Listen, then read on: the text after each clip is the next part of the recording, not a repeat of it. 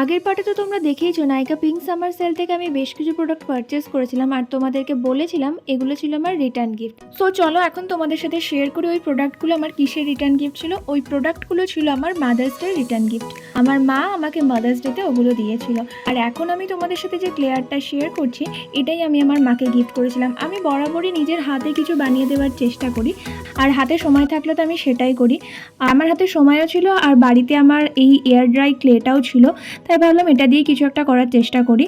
আর যেমন ভাবনা তেমন কাজ, মাদার্স ডের আগের দিন ঠিক রাত 11টায় আমি এই ক্লে, রং, তুলি আর এই পিচবোর্ডটা নিয়ে বসে পড়েছি কিছু একটা করার জন্য।